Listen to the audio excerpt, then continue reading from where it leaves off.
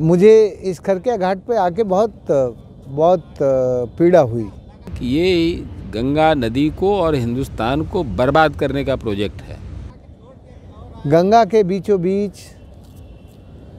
50 metre से लेके 100 metre तक अंदर जाके इन्होंने जिस तरह से ये टूरिस्ट जोन बदला है, कुछ ऐसी नई नई चीज़ें हो रही हैं। जिस तरह आप पीछे के ये घाट देख रहे हैं, ये होटल में तब्दील हो रहे हैं।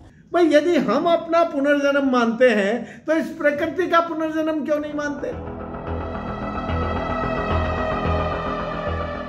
तो आज के हमारे एपिसोड म्यूजियम ऑफ रियलिटी में हमारे साथ हैं Ramon Magsaysay award winner, waterman of India, आदरणीय राजेंद्र सिंह जी।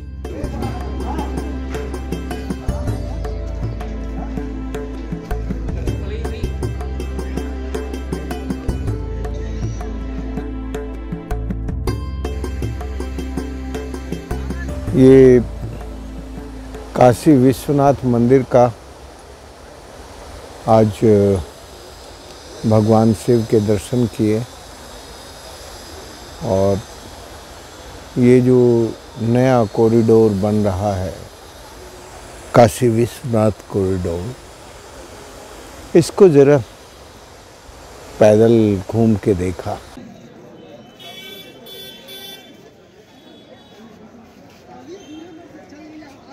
जो काशी की सादगी, छोटी छोटी गलियाँ, काशी के त्याग, तपस्या और संतों के अनुभव की जो सिद्धियाँ हैं, वो सिद्धियाँ बड़ी मशीनों से कैसे टूट जाती हैं, कैसे नष्ट हो जाती हैं, कैसे ख़त्म हो जाती हैं, उसको देखने समझने के लिए मैं आज यहाँ आया। अरे गंगा मैया के अचरे में कचरा न फेंका, अरे गंगा मैया के अचरे में कचरा न फेंका, अरे गंगा मैया के निर्मल बनैया, मैया जी की महिमा अपार बारे, ये दुनिया ये सारा संसार जाने, गंगा मैया के अचरे में कचरा न फेंका, अरे गंगा मैया के निर्मल बनैया। हाँ, निर्माण होने के बाद कुछ चीज़ें अच्छी ज़रूर दिखती हैं, लेकिन निर्माण के पीछे कितनी चीज़ों का विनाश हो जाता है, उसको तभी देख सकते हैं जब आप विरासत को समझते हैं और विरासत का सम्मान करते हैं।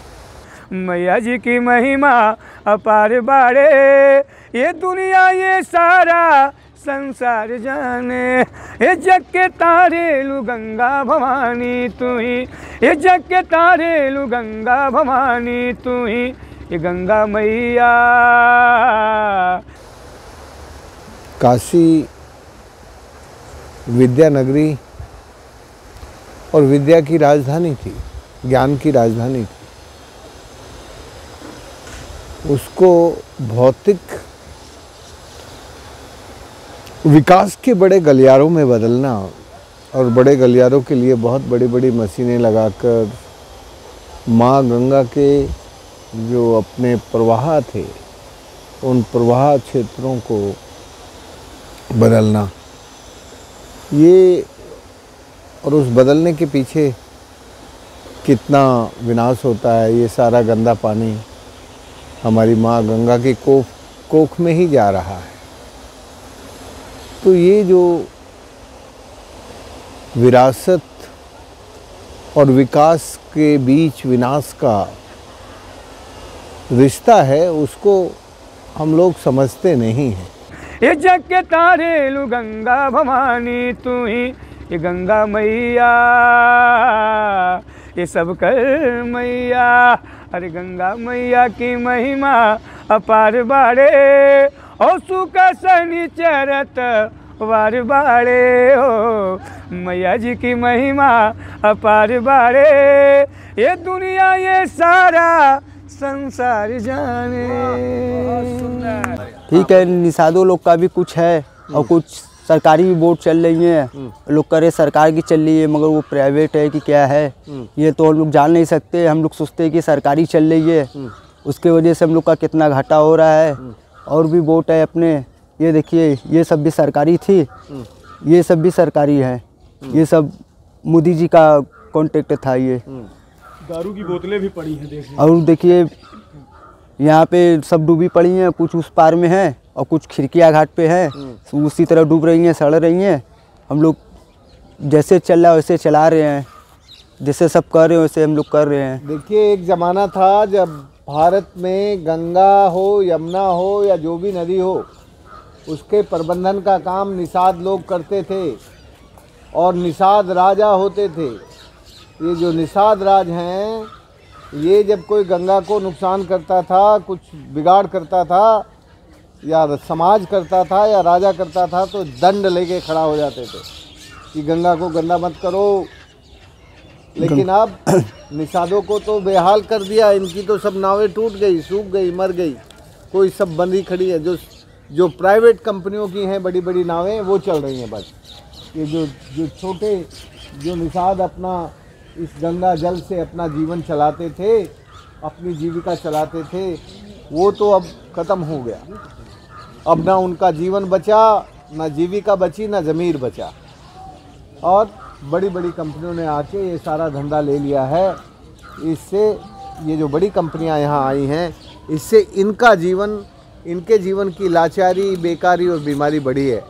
ये यहाँ के इस घाट के निषाद हैं। अपना नाम बता दो और अपना ये बता दो जगह। मेरा नाम अभिषेक साहनी है और ये सिंधिया घाट पे रहते हैं, सिंधिया घाट, संकटा घाट। अग्निश्वर घाट पर बैठा हूँ। ये अग्निश्वर घाट और गणेश घाट, ये जो घाट थे, ये लोगों के स्नान के लिए पुराने ज़माने में बने थे और किसी भी घाट पे आके कोई भी स्नान कर सकता था।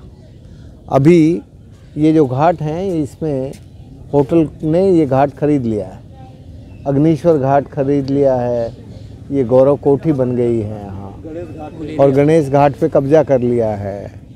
ये जो हमारी तीर्थ है, हमारी विरासत है, इन तीर्थों पर और विरासत पर ये जो घाटों के को होटल में बदला जा रहा है, ये हमारे विनाश का रास्ता है। बनारस की संस्कृति लोक आस्था का केंद्र है। यहाँ के घाटों की खूबसूरती आप जानते ही हैं, पूरे दुनिया से लोग यहाँ के घाट देखने आ रहे हैं। लेकिन अभी पिछले कुछ सालों से एक ऐसा समय आया है, कुछ ऐसी नई नई चीज़ें हो रही हैं, जिस तरह आप पीछे के ये घाट देख रहे हैं, ये होटल में तब्दील हो रहे हैं। यहाँ देश विदेश के लोग आते हैं, 10,000, 15,000, 20,000 रुपये देते हैं, एक एक दिन, 2-2 दिन का किराया देते हैं, रहते हैं। और सबसे बड़ी बात है कि अगर आप ये लोक आस्था की संस्कृति नहीं है, ये उपभोक्तावाद की संस्कृति है, ये कंज्यूमरिज्म है, ये बाजारीकरण, घाटों का बाजारीकरण हो रहा है। और इन घाटों में जो नाइट्रेट और जो तमाम वेस्ट मटेरियल पैदा होते हैं, उनका प्रवाह के लिए देखिए ये आपके सामने एक छोटी सी नाली बना दी गई है। ये सारा बह करके हमारी माँ पवित्र गंगा में जाता है। तो इसके लिए कोई गाइडलाइंस नहीं है। और सबसे बड़ी बात है कि होटल तो शहरों में बन सकते हैं, घाटों को नहीं छेड़ा जाए। घाटों की संस्कृति या बनारस की जो संस्कृति है, प्राचीन संस्कृति है, उसके साथ कोई खिलवाड़ नहीं होना चाहिए। इस तरह का उपभोक्तावाद, अब ये चीज़ें खुल के सामने आने लगी हैं कि लोग नदी में घूमते हैं, क्रूज पे जाते हैं और वहाँ मौज मस्ती होता है। ये तो कोई लोक संस्कृति नहीं है, बनारस की संस्कृति के साथ ये खिलवाड़ है, इसे हमें रोकना होगा। सुबह बनारस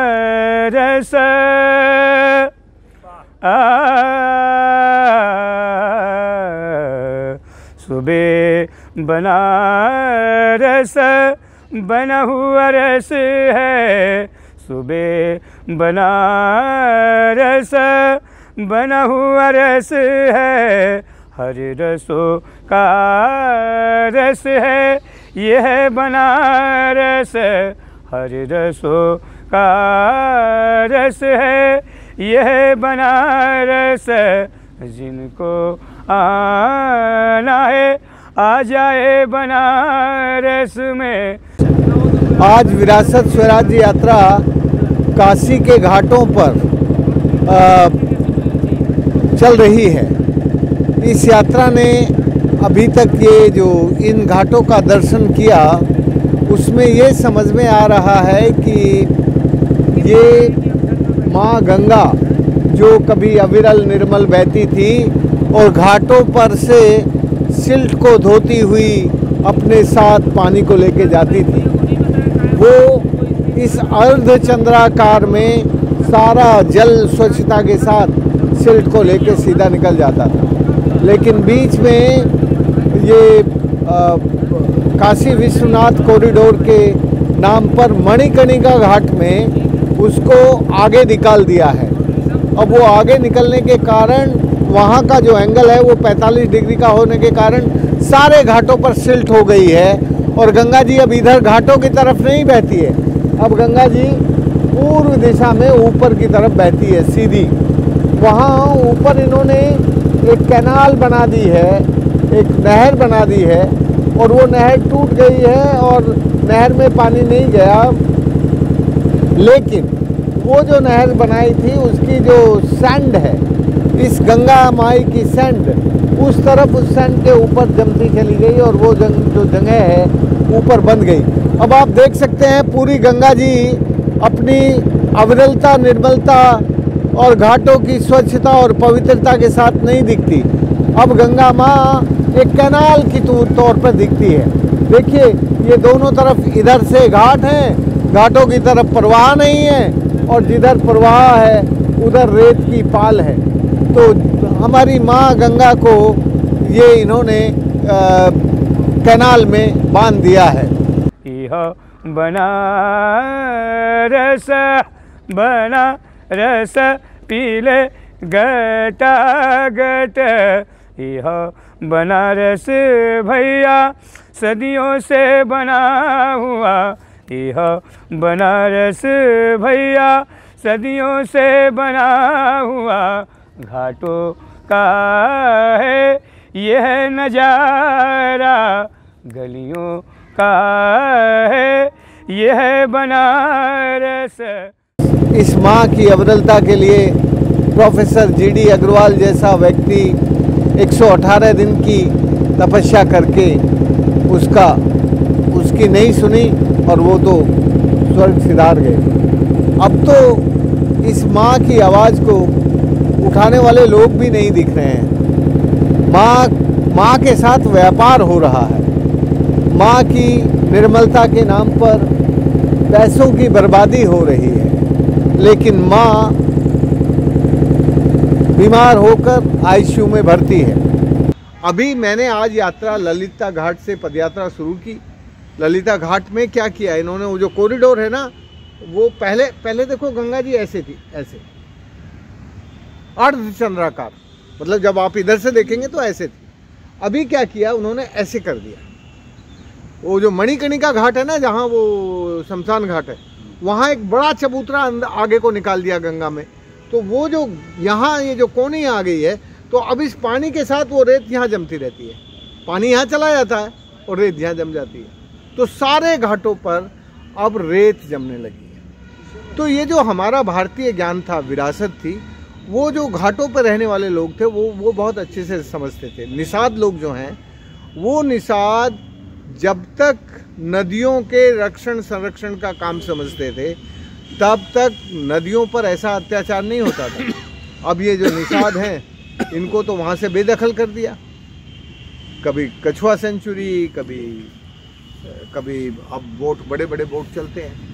तो हम कह ये रहे हैं कि हमें जो हमारी मूल आत्मा है, विरासत, उसको समझने और बचाने की ज़रूरत है। और ये जो आधुनिक विकास है वो उसको ख़त्म कर रहा है। मुझे इस खरकिया घाट पे आके बहुत पीड़ा हुई। गंगा के बीचों बीच 50 मीटर से लेके 100 मीटर तक अंदर जाके इन्होंने जिस तरह से ये टूरिस्ट जोन बदला है, ये तीर्थ क्षेत्र को पर्यटन क्षेत्र क्यों बनाना चाहते हैं?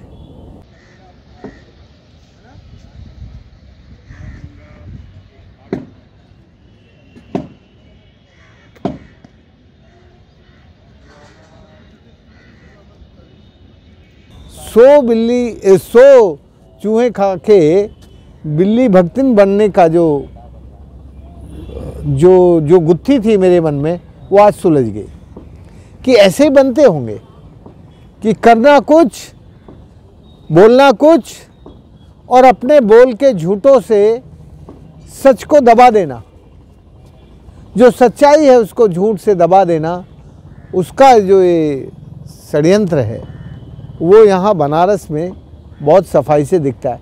कोई ये बताया कि जिसकी इस गंगा में आस्था है, जो इस गंगा को पवित्र मानता है, जो इस गंगा को माँ मानता है, वो इस गंगा के पेट में जाके ऐसा माँ के साथ दुराचार क्यों करेगा कि 100 मीटर तक जहाँ वो बहती है वहाँ तुम सीमेंट, कंक्रीट और पत्थर की बिल्डिंगें खड़ी कर दो।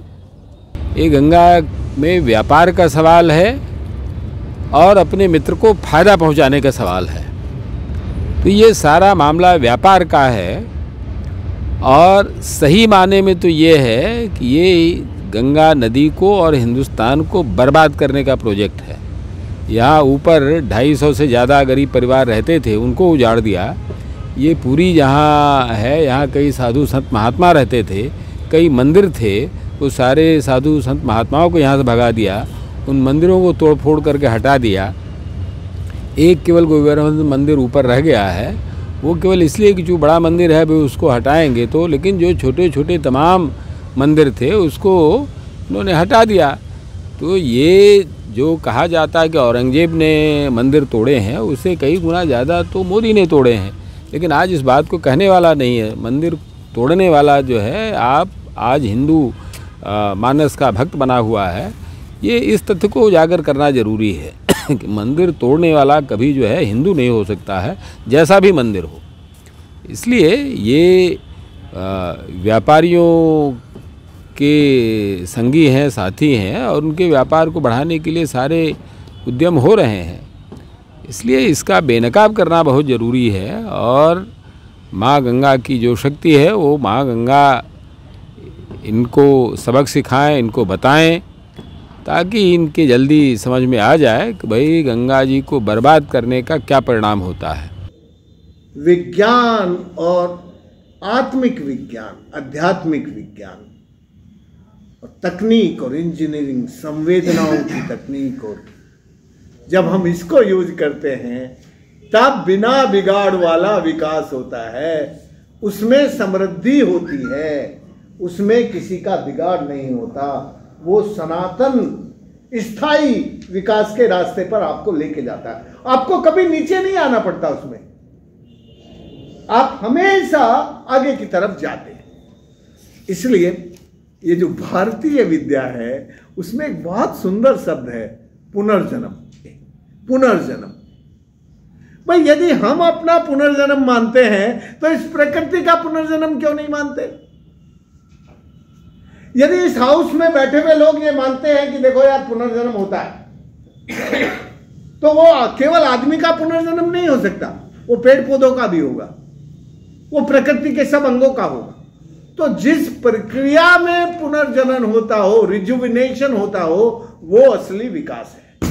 कि हम भारत के सारे विश्वविद्यालयों में कम से कम एक एक दो दो शिक्षक को तो ये समझा सकें कि तुम जो ये पढ़ा रहे हो ये लाभ की शिक्षा है, ये लाभ की शिक्षा से दुनिया ठीक नहीं होगी। ऐसे ज्ञान की, ऐसी विद्या सिखानी पड़ेगी जिसमें प्रकृति का बिगाड़ ना होता हो, जिसमें धरती को बुखार ना चढ़ता हो, जिसमें मौसम ना बिगड़ता हो, जिसमें जलवायु परिवर्तन ना होता हो, जिससे कोरोना वायरस ना पैदा होता हो। ऐसी शिक्षा क्या होगी? ऐसी शिक्षा होगी हमारे प्रकृति के रक्षण, संरक्षण और पोषण की शिक्षा। जब प्रकृति का संतुलन बनेगा, जब हमारा इकोसिस्टम ठीक होगा, तब हम ऐसे विकास के रास्ते ढूंढें, ऐसे विकास के रास्ते पर होंगे जिसमें बिगाड़ ना हो। वैसी समझ पैदा करने के लिए, वैसे काम करने के लिए ये यात्रा चल रही है। उसी यात्रा में मैं आज संजय जी के डिपार्टमेंट में आया हूँ और यहाँ के शिक्षकों और विद्यार्थियों के साथ बात कर रहा हूँ। ये जो ब्रह्मांड है, ये जो धरती है, इसमें इस धरती ने किसी को कहा क्या कि अडानी के पास सारे पैसे इकट्ठे करके सारी पूंजी एक आदमी को दे दो? ये कहा क्या कभी किसी ने नेचर में? अंबानी के पास सारा खजाना इस देश का वहां पहुंचा दो। ये जो नेचर है ये कहती है कि देखो यार, सबको जीने का बराबर अवसर है, लोगों को भी अवसर है, पेड़ों को भी अवसर है, मछली को भी है, चींटी को भी है, हाथी को भी है। तुम किसी एक के फायदे के लिए हजारों लोगों को विस्थापित करोगे तो बताओ भाई, ये न्याय है क्या? तो अन्याय करके अशांति का रास्ता, अन्याय और अशांति के रास्ते पर समाज को धकेलना, ये विकास नहीं होता, ये विनाश होता है। तुम जानते हो, बंबई का आरबीआई तुम्हारी केवल करेंसी को रखता है बचा के, तुम्हारा असली आरबीआई तो भूजल है, और ये भूजल 72% खाली हो गया है, 28% बचा है। ये 28% ऐसे ही घटता रहा तो जरा मुझे बताओ, कैक साल और लगेंगे तुम्हें जलवायु शरणार्थी बनने में? कड़वा सवाल है लेकिन सच्चा है प्रोफेसर साहब, सच्चा सवाल है, मुझे जवाब दो। जिस देश का 72% अंडरग्राउंड एक्यूफर खाली हो गया हो, उसका हालत ऐसे ही चलता रहा तो उसको कितने साल लगेंगे जलवायु परिवर्तन शरणार्थी बनने में? यस सर, ये कह रहे हैं कि जैसे कि 72% आप बता रहे हैं, हाँ, तो ये अनुमानित कितना समय हो सकता है खत्म होने में, और इसको कैसे फिर से डेवलप कर सकते? देखो, जैसे इस साल बारिश हुई ना, तो तुम 7-8 साल, ज्यादा से ज्यादा 10 साल खत्म होने में। हाँ, 72% खत्म हो चुका है, कोई 28% बचा हुआ है। 28% खत्म होने में मतलब 8 या 10 साल अमूमन।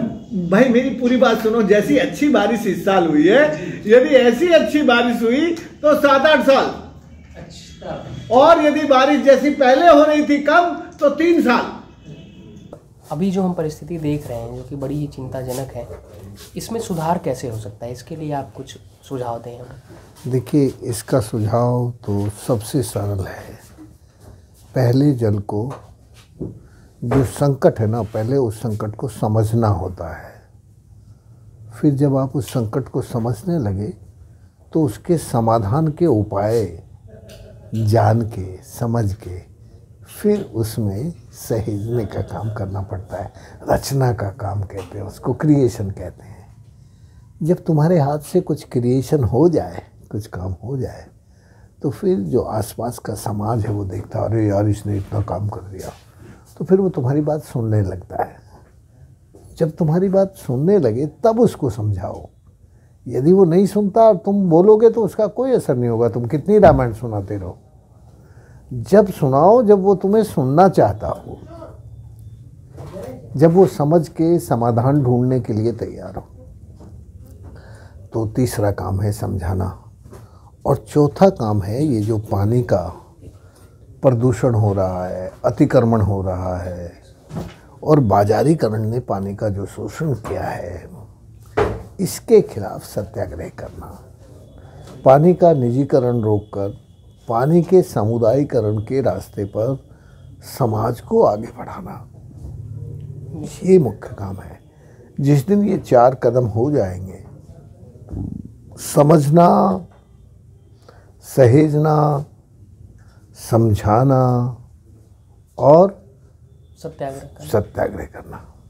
ओ पिया तूने ऐसा मुझ पे जादू किया रे, पिया मुझ पे ऐसा तूने जादू किया रे, पिया पिया पिया मत वाला जिया रे, पिया पिया पिया, ओ पिया बिना जिया मोरा कैसे लगो रे, पिया बिना जिया मोरा कैसे लगो रे, पिया पिया पिया मोरा जिया ले गयो रे, पिया पिया पिया वो रे, पिया पिया पिया वो रे, पिया पिया पिया।